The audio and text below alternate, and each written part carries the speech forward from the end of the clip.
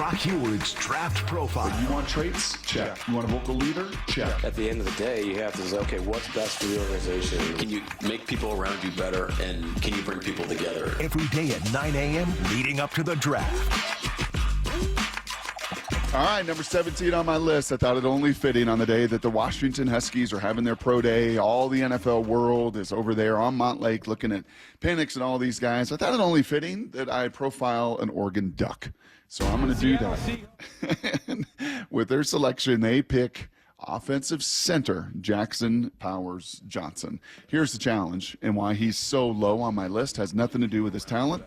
I don't think he is going to be around. And I don't think the Seahawks or the Huskies can take him at number 6. Do we have some other stuff going on? Hello. We got you. We're good. We got me now? Sorry. Okay. I don't think Jackson Powers Johnson is going to be – well, he could be sitting there at 16, and you can't take him at 16. You can't take a center. I know that Jim Harbaugh may disagree, but I don't think you can take one that high. And the minute you trade down, somebody else may end up getting him. He is the best center in this draft. He was the Remington Award winner last year, Salk, which is the award that goes to the best center in college football. He was unanimous All-American. He was a first-team All-Conference member. And then his stock exploded at the Senior Bowl. Every year you see this. Really good players, then they go to the Senior Bowl and they compete, and you're like, wow, that dude is just next level. And he's next level with his athleticism. 6'3 and a half, 328 pounds. This is a big man. This is a very different center, size-wise, than what the Seahawks have had the last 3, 4, 5 years. I don't even think Max Unger was about that tall. I don't know if he was 328 pounds coming out of school. And he certainly didn't have a 32-inch vert. Didn't rep 225 30 times like this guy did. I mean, he checks boxes for power, for strength, for agility. He also is the biggest talker I've ever heard from an offensive lineman. Wow. Yeah. I think if we had Benetti and Allison on the show and said, which offensive lineman in all your guys' years, well, we've only been together 3 years, all your years of covering college football, which offensive lineman talked more than any other? There would be zero hesitation. They would say, that guy at Oregon. Well, they may not remember his name, but that center at Oregon, that dude literally, when we asked him a question, Benetti asked him a question, and I will never forget this. He looked right at us and said, ooh, you're going to like this one.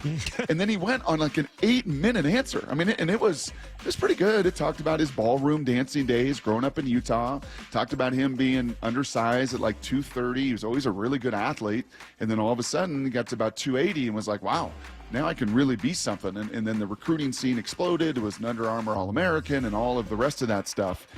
And if you've heard me say this once, you're going to hear me say this probably quite a bit through this next month and the years to come.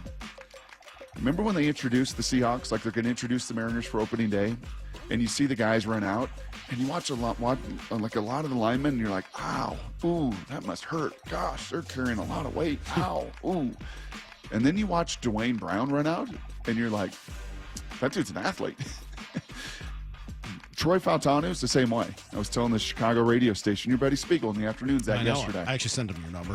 Oh, did you really? Yeah. Oh, that's nice. Hope that's okay. Yeah, don't ever do that again. Anyhow, I was telling them this same kind of anecdote about Fautanu. He looks like and moves like he's 225, but he's 325. Jackson Powers Johnson, when he runs out of the tunnel, looks like he's 225. He's 328.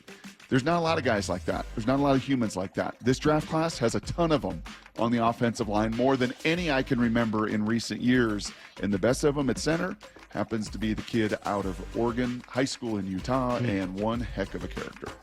But, okay, so that is Brock's draft profile for today. You can't take him in the first round, and you don't have a second-round pick. Well, could you take him at 26? Could you? You could. Okay. I think you could. I think you could trade down from 16 if you feel like he's that good a dude.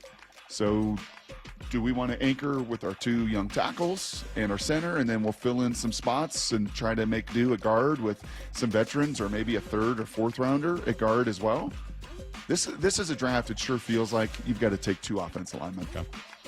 I don't think you need to reach, and I don't think it can be totally need-based, but this offensive line group, guards, centers, tackles, there's enough talent to me to stretch within 3 rounds. It is not a reach, and I think you got to come out of this draft with a couple big hogs. All right, good stuff. That is today's draft profile, usually at 9 o'clock.